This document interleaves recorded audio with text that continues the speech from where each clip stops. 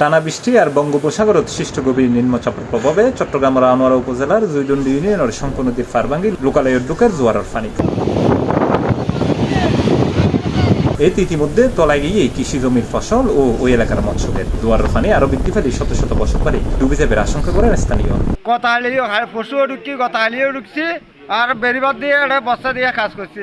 এর বড় পানি ঢুকে, আজকে পানি ঢুকে, বেশি করে পানি ঢুকে, গরম মাঝে পানি ঢুকিবে, সামান্য 2 ভাগ আছে, একটু পশ্চিম দিকে 12টার মাঝে পানি ঢুকে গেছে। সুলো গাড়াতে সুলোর মাঝে আমরা লানতে পারবো না, সুলো ঢুকে গেছে।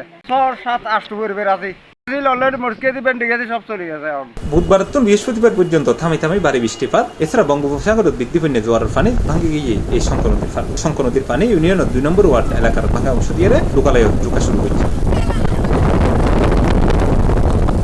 স্থানীয় সূত্রে জানায় জয়দণ্ডী ইউনিয়নের 2 নম্বর ওয়ার্ডের শঙ্খ নদীর নাফিক খাল এলাকা এই বেড়িবাঁধ ঝুঁকিপূর্ণ আছে। বৃহস্পতিবার সকালে জোয়ারের প্রভাবে বেড়িবাঁধ 30-40 ফুট ভাঙি বিলীন হয়ে যায়। অন্যদিকে এই এলাকার 2 কিলোমিটার বেড়িবাঁধ ভাঙি ঝুঁকিপূর্ণ উঠছে।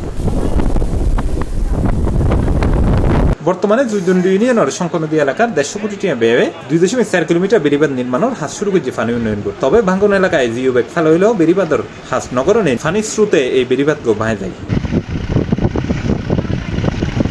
জানতে চাইলে পানি উন্নয়ন বোর্ডের নির্বাহী প্রকৌশলী শওকত ইবনে শাহিদ জানাই, আমি নির্বাহী প্রকৌশলী পানি উন্নয়ন বিভাগ 1 পানি উন্নয়ন বোর্ড চট্টগ্রাম।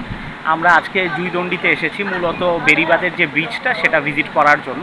এই যে অংশটুকু এটি আসলে আমাদের যে চলমান প্রকল্প, যেটা বাংলাদেশ নৌবাহিনী কর্তৃক ডেলিগেটেড পদ্ধতিতে বাস্তবায়িত হচ্ছে, সেটার আন্ডারে এই চেইনেজ বা এই কাজটা অন্তর্ভুক্ত আছে। তো কাজটা মাত্রই শুরু হয়েছিল। এর মধ্যে উঁচু জোয়ার এবং যে নিম্নচাপ এর কারণে পানির উচ্চতা বেড়ে গিয়ে বাঁধে একটা ব্রিজ হয়েছে।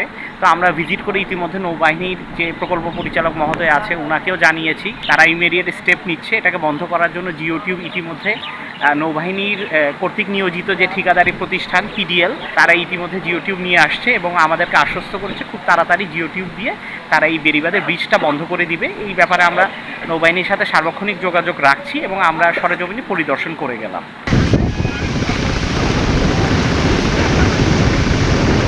C+ TV Chittagong.